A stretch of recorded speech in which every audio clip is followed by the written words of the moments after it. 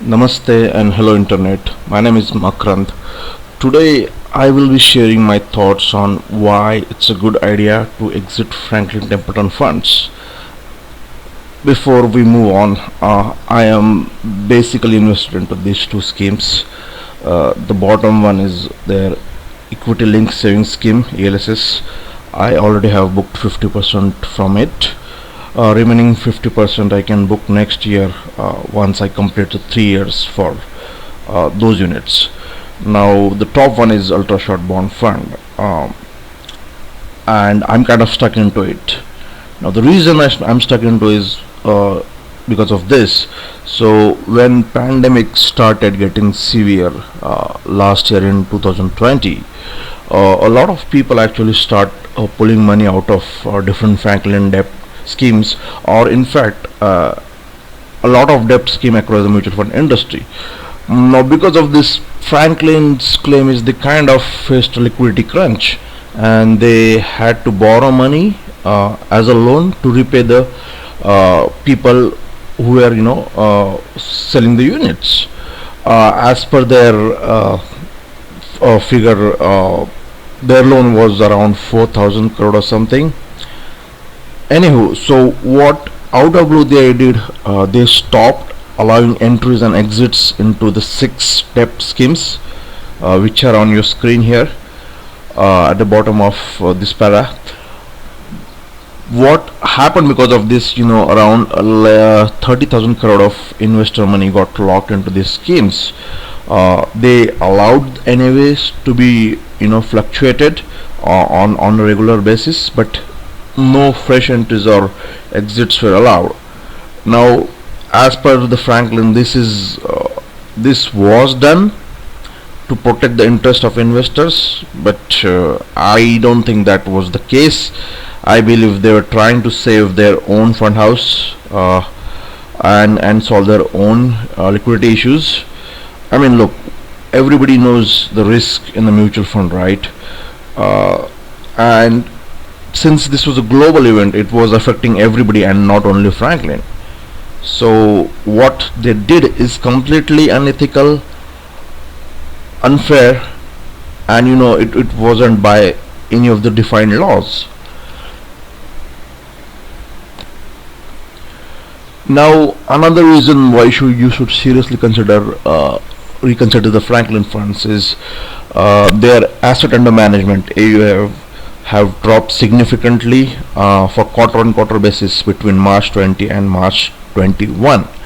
If you look at the rank wise ninth number, the most bottommost fund, their AUM have almost dropped by 48%, which is quite a number in itself. If you look at across the mutual fund industry, the AUMs for different fund houses are actually in fact going up, except for the Franklin. Now when the whole industry's mood is kind of bullish, so to speak, Franklin going down like this is really alarming thing. Another thing, what Franklin did is they manipulated the riskometer for their fund houses, sorry, for their funds. Now which is okay thing, because risk kind of changed, but the way in which they manipulate it is kind of something peculiar.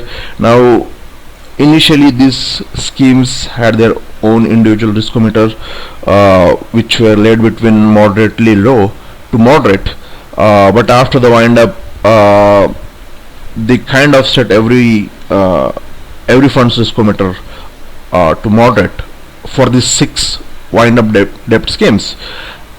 And in recent times, around March 2021, they just spiked the riskometer to very high. I don't think very high is a standard figure used in mutual fund industry, but they did it anyhow.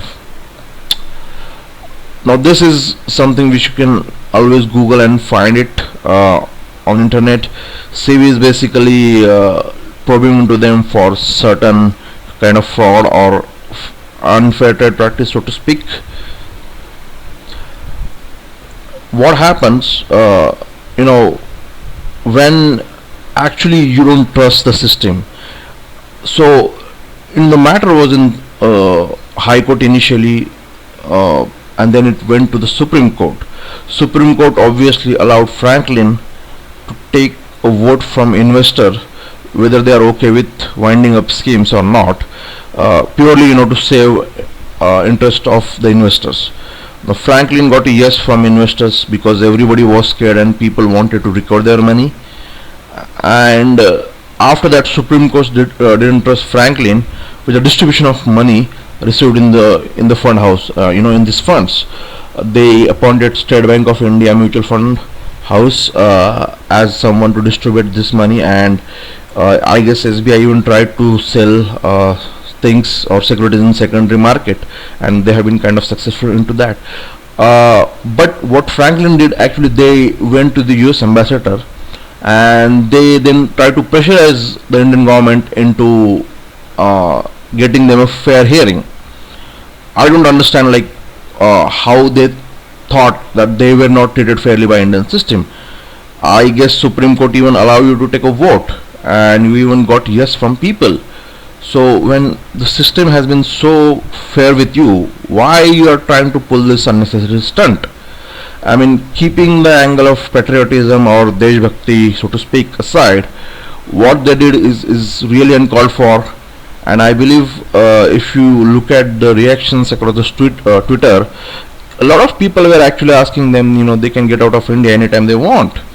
I doubt they're going to, because India is too lucrative market for them. Another thing, I have a Google alert set up for this fund. So whenever this fund get mentioned anywhere on internet, I kind of get the email.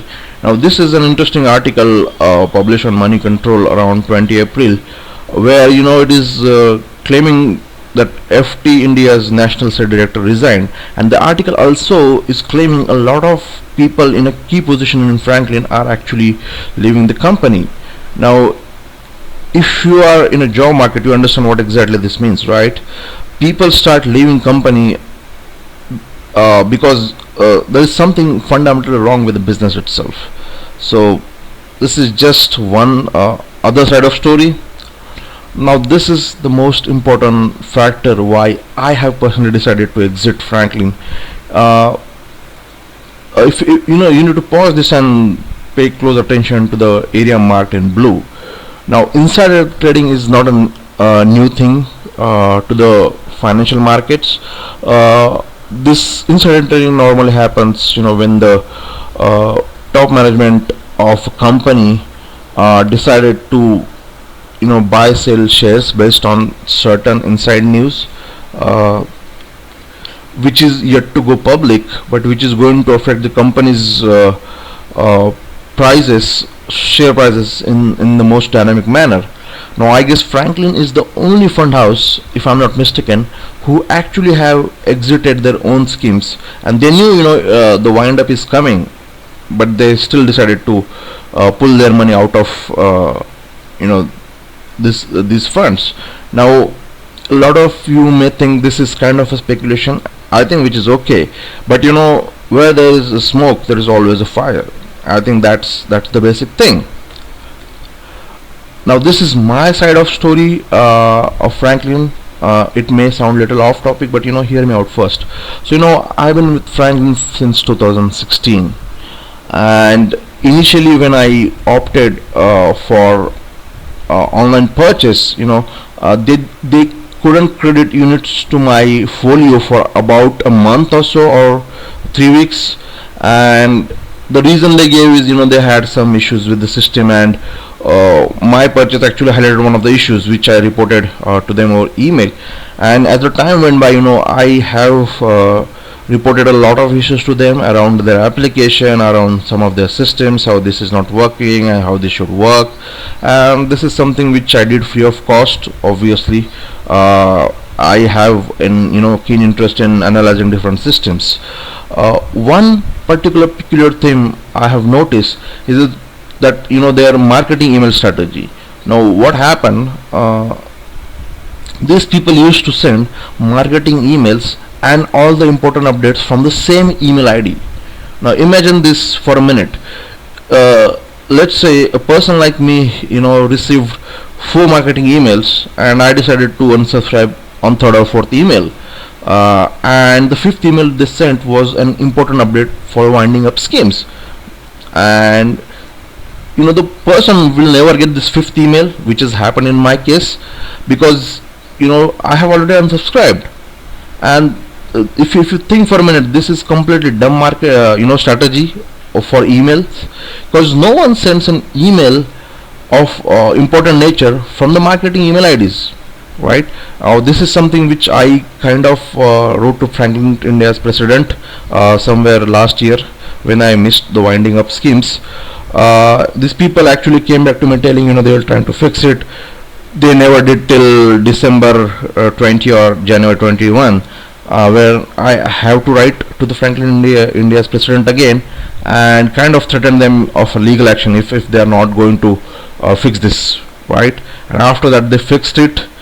Even the people who called me or who were in touch with me, they weren't really enthusiastic per se. I mean, they were not like grateful that I am kind of reporting these things to them. Obviously, I'm not expecting them to be grateful, because at the end of the day, I am the one who is going to use these systems, and I want them to be as flawless as possible. So that's my angle.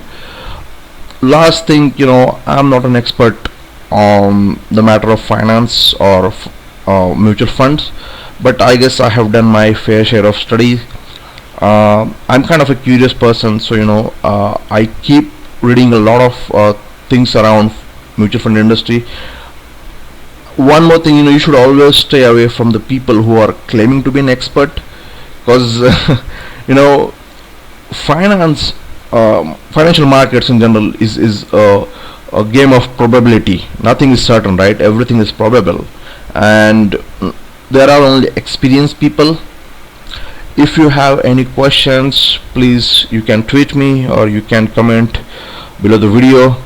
I hope everybody is safe. Thank you very much for watching. Stay home, stay safe.